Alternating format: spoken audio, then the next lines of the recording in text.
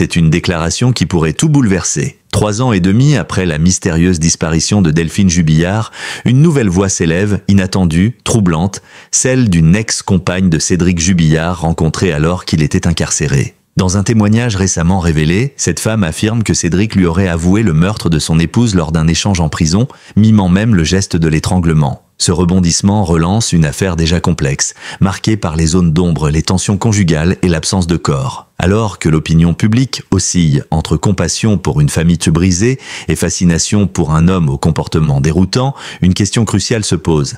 S'agit-il d'un véritable aveu, d'un acte de manipulation ou d'un nouvel écran de fumée dans une affaire devenue opaque? Entre émotions, soupçons et enjeux judiciaires, cette révélation pourrait bien faire basculer une enquête qui piétine depuis trop longtemps. La nuit du 15 au 16 décembre 2020 reste gravée dans toutes les mémoires comme le point de départ d'un mystère glaçant. Ce soir-là, Delphine Jubillard, infirmière de 33 ans et mère de 2 enfants, disparaît de son domicile à Cagnac-les-Mines, dans le Tarn, sans laisser de traces. Selon son mari, Cédric, elle serait sortie promener les chiens vers 23 h en tenue de nuit et ne serait jamais revenue. Mais très vite, ce récit vacille. Aucun élément concret ne confirme cette version.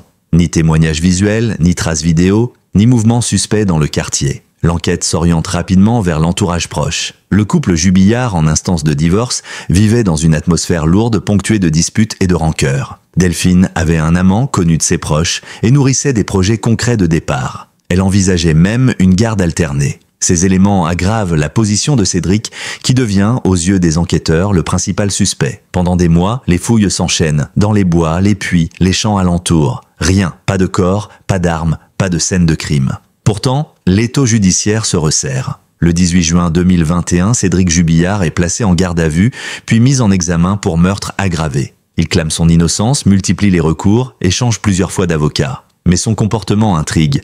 Blague macabre, détachement apparent, incohérence dans ses propos. La justice s'appuie alors sur un faisceau d'indices indirects, messages supprimés, linge lavé dans la nuit, versions fluctuantes, mais aucun élément matériel ne permet de le confondre définitivement. Depuis, l'affaire piétine. Le procès n'a pas encore eu lieu et les zones d'ombre demeurent de béantes.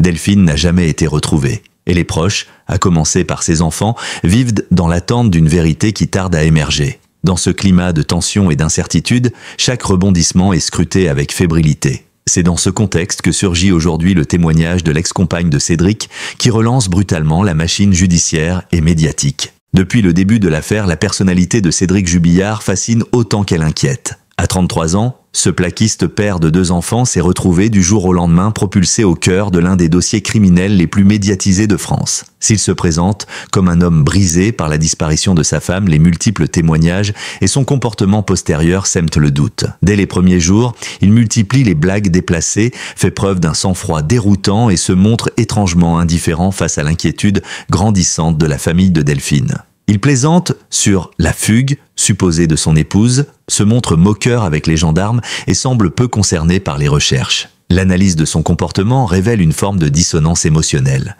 absence de tristesse apparente, contradiction dans ses déclarations, intérêt limité pour ses enfants qu'il peine à rassurer. Certains proches décrivent un homme provocateur, colérique, parfois violent verbalement, surtout dans le cadre de son couple. D'autres parlent d'un homme instable, consumé par la jalousie, qui n'acceptait ni la séparation, ni le nouveau départ de Delphine. Lors des écoutes téléphoniques ou de conversations interceptées en prison, Cédric s'amuse à brouiller les pistes. Il lance des phrases ambiguës du type « Vous verrez, vous aurez l'air malin quand elle reviendra » ou encore « Ils n'ont aucune preuve, ils ne peuvent rien contre moi ». Son comportement en détention intrigue également. Il aurait entretenu plusieurs relations avec des femmes depuis sa cellule, usant de son image médiatique pour séduire. Il se livre parfois à des confidences étranges, alternant entre arrogance et victimisation.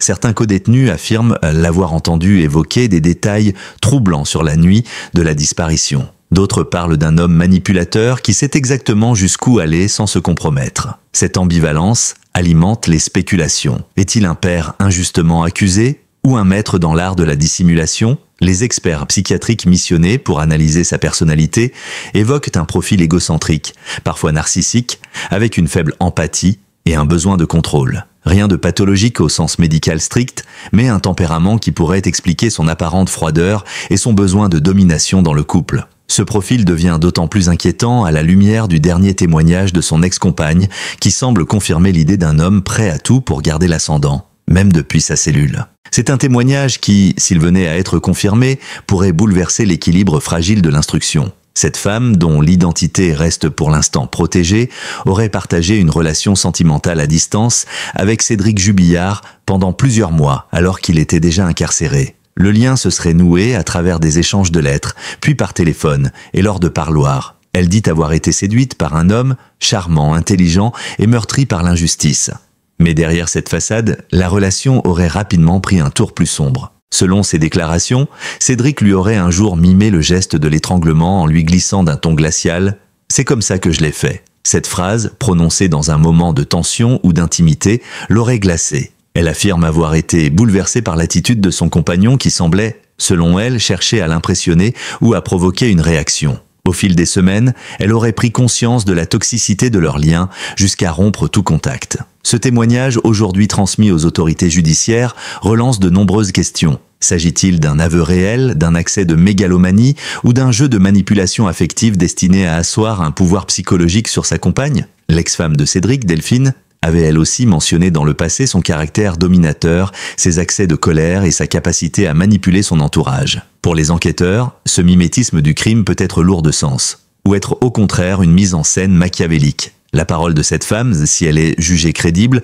pourrait devenir un élément d'accusation indirect puissant. Car dans cette affaire où tout manque, preuves matérielles, scènes de crime, corps, le moindre détail peut peser. Elle n'est d'ailleurs pas la première à faire état de confidences ambiguës de Cédric. Plusieurs codétenus ont déjà rapporté des propos énigmatiques, des allusions au crime, sans que cela ne puisse aboutir à une preuve formelle. Ce nouvel élément, s'il ne suffit pas en soi à justifier une condamnation, s'inscrit dans une constellation de signaux troublants qui entourent l'accusé depuis le début. Le fait qu'il entretienne une relation amoureuse en détention, puis laisse échapper ce type de gestes ou de propos, renforce l'image d'un homme habité par une violence sourde et une soif de contrôle. Mais cette parole venue de l'ombre ne sera pas acceptée sans débat. La défense de Cédric ne manquera pas de questionner les intentions de cette femme. Revendication de vengeance, recherche d'attention, manipulation, autant d'arguments qui seront scrutés avec la plus grande attention par les magistrats. La justice française, habituée à manier le doute avec prudence dans les affaires sensibles, a accueilli ce nouveau témoignage avec un mélange d'intérêt et de circonspection. Depuis la révélation de l'ex-compagne, le parquet de Toulouse, en charge du dossier, a été saisi de cette déclaration. Il ne s'agit pas d'un simple ragot venu des parloirs, la femme a été entendue formellement et ses propos ont été versés à la procédure. Une enquête de vérification a été lancée pour recouper ces affirmations, les confronter aux écoutes existantes et analyser la chronologie des échanges avec Cédric Jubillard. L'un des enjeux cruciaux est de savoir dans quel contexte ces confidences ont été formulées. Étaient-elles spontanées ? Ont-elles été provoquées par une dispute, un sentiment de trahison, une envie de choquer ? Ces éléments seront déterminants pour évaluer la valeur probatoire de ce témoignage, d'autant que les avocats de Cédric n'ont pas tardé à réagir avec fermeté. Pour Jean-Baptiste Allary, avocat de l'accusé, cette nouvelle révélation est une tentative supplémentaire d'alimenter le feuilleton médiatique autour de son client. Selon lui, il s'agirait d'une instrumentalisation affective, d'une parole post-rupture destinée à nuire, sans fondement solide. L'avocat pointe également les contradictions internes dans le récit de cette femme, ainsi que le manque de preuves matérielles appuyant ses dires. Il affirme que son client n'a jamais avoué quoi que ce soit, et que ces allégations participent d'une volonté de salir sa réputation dans un contexte déjà très défavorable. Cependant, les juges d'instruction ne peuvent pas ignorer la cohérence apparente entre ce nouveau témoignage et d'autres éléments déjà présents dans le dossier. Propos tenus à des codétenus, changement d'attitude après certaines visites ou encore le comportement manipulateur que plusieurs proches de Delphine ont évoqué. Même si la justice reste fondée sur des preuves tangibles, le faisceau d'indices ne cesse de s'épaissir. Les enquêteurs s'emploient désormais à vérifier la chronologie des échanges entre Cédric et cette femme, à croiser leurs lettres, les écoutes de téléphonique et les visites au parloir. Toute incohérence, tout recoupement pourrait faire basculer ce témoignage dans la catégorie des éléments à charge. À l'inverse, s'il s'avère que la déclaration repose sur des interprétations subjectives, voire sur une volonté de nuire, elle pourrait se retourner contre celle qui l'a formulée. Dans cette affaire où le corps de Delphine demeure introuvable, chaque mot, chaque geste, chaque souvenir prend une valeur décuplée. La justice marche sur un fil entre prudence judiciaire et pression médiatique, entre vérité intime et suspicion collective. Ce témoignage, aussi troublant soit-il, ne suffira sans doute pas à sceller le destin de Cédric Jubillard. Mais il pourrait bien être le grain de sable capable de relancer les rouages d'une instruction paralysée depuis des mois. Face à ce nouveau rebondissement, La famille de Delphine Jubillard, plongée depuis plus de 3 ans dans un silence douloureux et une attente insupportable, ne peut rester indifférente. À travers la voix de leur avocat, M. Philippe Pressec, les proches expriment un mélange de prudence, d'émotions contenues et d'espoir fragile. Car pour eux, chaque information nouvelle, chaque témoignage susceptible de faire progresser la vérité est une lueur dans une nuit qui n'en finit pas. M. Pressec, qui représente notamment la cousine et les amis les plus proches de Delphine, a salué la prise en compte du témoignage de l'ex-compagne. Dans une déclaration mesurée, il reconnaît que la justice doit continuer d'explorer toutes les pistes, même les plus inattendues. Ce n'est pas à nous de juger de la véracité de cette parole, mais il est essentiel que tout ce qui peut aider à comprendre ce qui s'est réellement passé soit examiné avec sérieux, a-t-il déclaré à la presse, car la souffrance des proches ne s'est jamais apaisée. Depuis le 16 décembre 2020, aucune réponse n'a été apportée à la famille. Ni lieu de sépulture, ni circonstances précises, ni aveu. La disparition brutale de Delphine a laissé une plaie béante dans leur quotidien. Le silence de Cédric Jubillard, qui persiste à clamer son innocence tout en multipliant les provocations, est vécu comme une double peine. Non seulement la jeune femme a disparu, mais celui qui pourrait détenir la vérité choisit, selon eux, de jouer avec les nerfs de ceux qui souffrent. Le témoignage de l'ex-compagne, en évoquant un aveu possible, réveille une espérance douloureuse. Et s'il avait enfin parlé ? Et s'il avait, dans un moment de relâchement affectif, laissé tomber le masque, cette hypothèse, même incertaine, redonne un souffle à une instruction qui s'enlise. M. Pressec le sait, il faudra plus qu'un récit pour faire condamner un homme.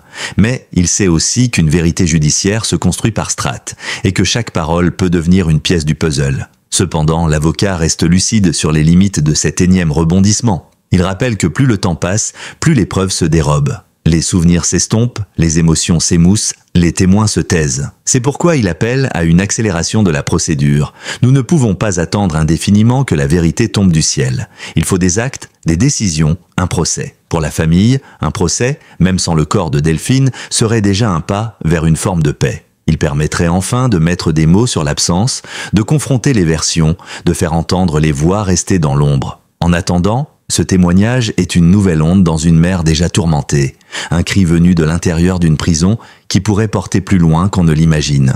Depuis la nuit de la disparition de Delphine Jubillard, l'affaire s'est imposée comme un feuilleton judiciaire national. Rarement une affaire criminelle aura autant divisé, autant polarisé les opinions, autant fasciné le public. La figure de Delphine, mère courage et infirmière dévouée face à celle de Cédric, mari au comportement ambigu, a nourri un récit médiatique puissant. À chaque étape de la procédure, garde à vue, mise en examen, audition, révélation, l'émotion collective a été réactivée. Et ce nouveau témoignage de l'ex-compagne ne fait pas exception. Dans les médias traditionnels, les chaînes d'information en continu comme les hebdomadaires People, l'annonce a été relayée avec fracas. Titres accrocheurs, débats télévisés, éditoriaux passionnés, chacun y est allé de son interprétation. Certains journalistes d'investigation, prudents, appellent à ne pas céder à l'emballement. D'autres y voient un élément potentiellement décisif dans l'instruction. L'affaire Jubillard est devenue une matière brute à sensation, où l'information factuelle se mêle aux commentaires émotionnels, brouillant parfois la frontière entre enquête judiciaire